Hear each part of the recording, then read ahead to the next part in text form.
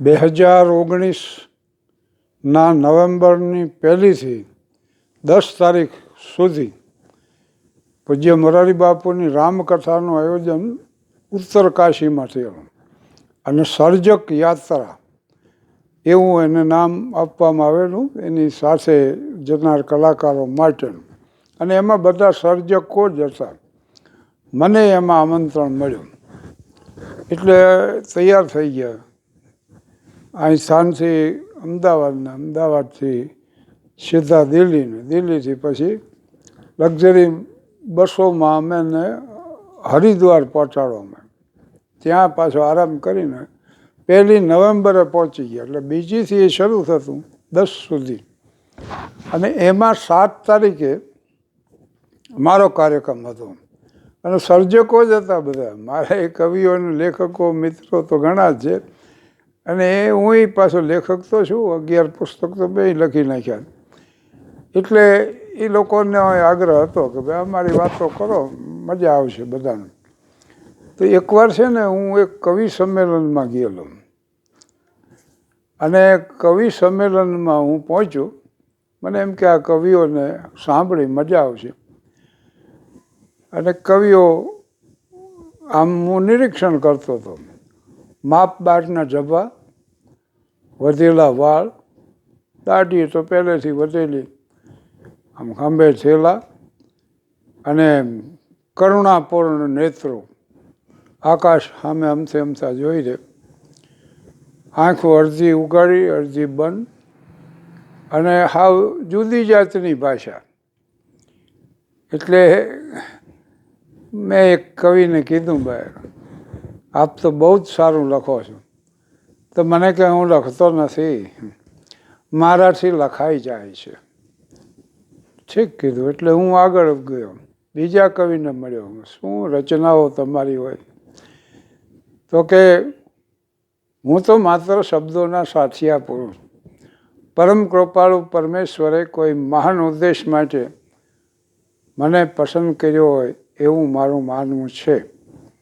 એમ કરીને એ આંખો વીંચી ગયા. એટલે હું આગળ હાલતો થયો.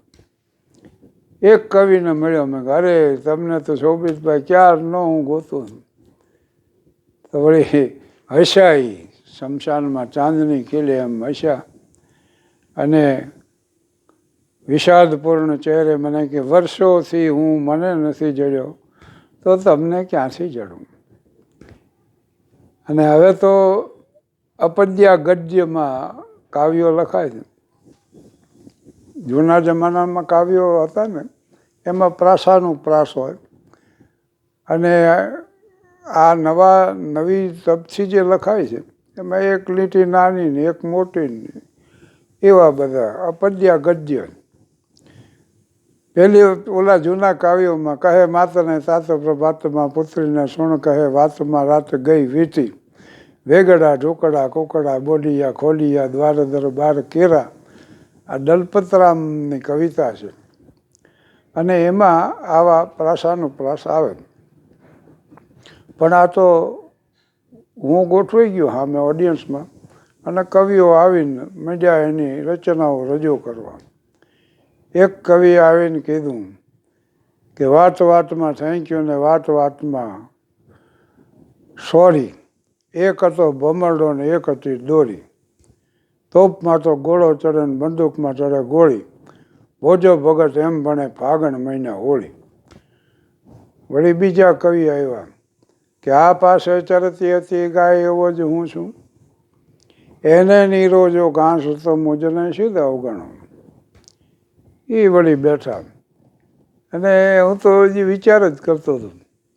એમાં ઓચિતાનું એવું જાહેર થયું કે ભાઈ શાહબુદ્દીન રાઠોડ અહીં હાજર છે.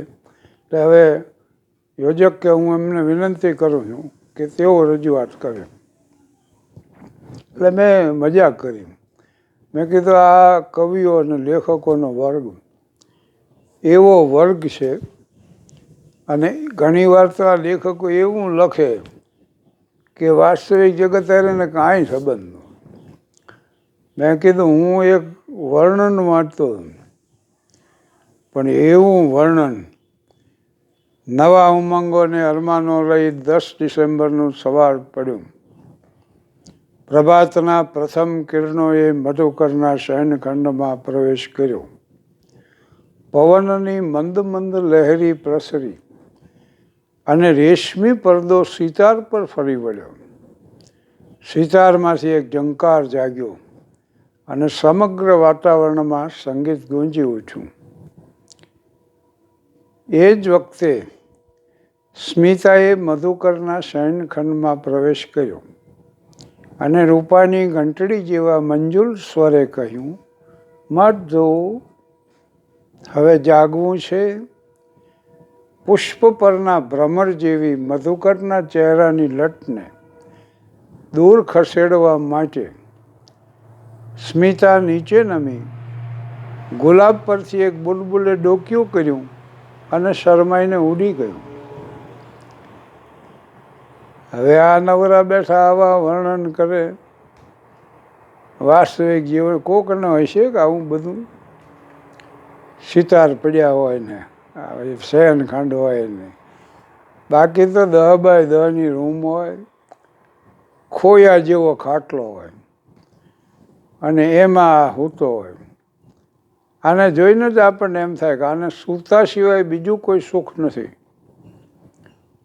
ફાટલા ગોદડામાંથી આમ પગ બહાર નીકળ્યો હોય અને એનું બૈરું મંજુલ સ્વર તો કોક બહેનોના હશે કોકના, બાકી તો લોટનો ડબ્બો રહોડામાં ઘહાતો હોય એવો કર્કશ અવાજ હોય અને સવારના પોરમાં ઉઠે એ પતિ સૂતો હોય ઘસઘસાટ તો પાંગજ પાણીથી ગોદડું પકડે અને એક ઝાટકે આખું કાઢી નાખે. હવે ઉઠો, ભૂંડ ઘોડે ઘોરો છો તે, અને આમ દિવસની શરૂઆત થાય.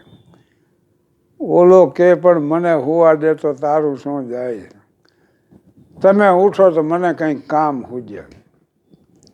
એને એ ખબર ન પડે કે રાતે આ પ્રોગ્રામ આપીને બહુ મોડા આવ્યા કે પ્રોગ્રામ સાંભળીને બહુ મોડા આવ્યા છે. બેયનું રાખો ને, મોડું તો એમાંય થાય. અને સવારથી કજિયો શરૂ થાય એવા બાળક આપણને એમ થાય કે ભવે ભેળા નહીં થાય. અને અકલમઠા હોય ને એ લોંઠકા બહુ હોય, એ પાંગતેથી ગોદડું પકડીને કાઢી નાખે, એ કરી શકે.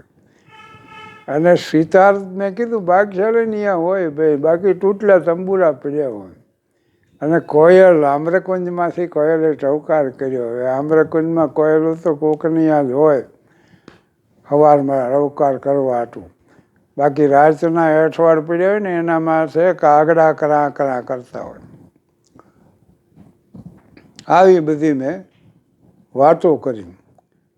પણ ઠીક છે, આ તો મજાક પૂરતી વાત છે. 2 જણા મુસાફરી કરતા ને એમાં એકે કીધું કે હું કવિ છું, તો બીજો કે હું બેરો છું. બોલો, એકવાર હું રસ્તા ઉપર જતો હતો તો 2 સજ્જનો દેખાવ્યા, સજ્જન લાગતા પણ બાટતા બાટતા દોડ્યા જતા. બોલો, પછી હું વાડો ફર્યો, બેયને ઊભા રાખી દીધો. મેં કીધું ભલામણ આ રીતે બાજો છો તે સારું લાગે, શું તકલીફ છે? પછી ખબર પડી કે 2 કવિ છે. બોલો, એટલે એક કવિએ કીધું કે મેં એને કાવ્ય સંભળાવ્યું, એને મને કાવ્ય સંભળાવ્યું ને એ મેં બરાબર સાંભળ્યું, અને મેં જ્યાં શરૂ કર્યું ને ત્યાં ભાગ્યો. બોલો, મેં કીધું ભલામણ સાંભળી લો, તમે એનું કાવ્ય સાંભળી લો, તમારું કાવ્ય એને સાંભળ્યું હોય તો તમે એનું સાંભળી લો, એટલે વાત પૂરી થઈ જાય. બોલો કે મેં સોનેટ કાઢ્યું 14 લીટીનું ને આને 56 લીટીનું કાઢ્યું લાંબુ, અને દરેક લીટી 2 વાર બોલે છે. મેં કીધું ભાઈ કાંઈક વ્યાજબી કરો અને જે ભાવાર્થ હોય ને એ તમે જણાવી. આવી અમે ઠીક છે આ મજાક માટે. બાકી તો તમે રાજસ્થાનના પ્રવાસમાં જાઓ ને તો 4 ભુજા, કાંકરોલી, એકલિંગજી, ઉદયપુર, ચિત્તોડ, આવા બધા સ્થળો જ્યાં છે ને એમાં કાંકરોલી પાસે છે ને રાજસમંદ નામનું સરોવર છે. અને મેવાડના મહારાજા રાજસિંહે 1662માં બનાવ્યું અહીંયા. બહુ જ સુંદર સરોવર છે અને એ સરોવરમાંથી એક શિલાલેખ છે. કદાચ જગતમાં આથી મોટો કોઈ શિલાલેખ નહીં. અને રાજસિંહ મહારાજા પોતે જ હતા ને મેવાડના, એ પોતે જ કવિ હતા અને કદરદાન હતા, કલા રસિક હતા. એટલે એણે એના ઉપર આ લેખ કોતરાવ્યો. કહા રામ કહા લખન, નામ રહ્યો રામાયણ. કહા કૃષ્ણ બલરામ, પ્રગટ ભાગવત પારાયણ. વાલ્મીકી સુક વ્યાસ, કથા કવિતા ન કરંતા. તો કવણ સેવતા ચરણ, કવણ મન ધ્યાન ધરંતા. વ્યાસ ને વાલ્મીકી ને શોક ને આમણે ન રચના કરી હોત રામાયણ મહાભારતની, તો એને કહેવું છે એવું કે તો આ રામને ને લક્ષ્મણને ને કૃષ્ણને ને બલરામને ને કોણ સંભાળત, કેનું સ્મરણ કરત, કેનું મનન કરત, કેનું ચિંતન કરત.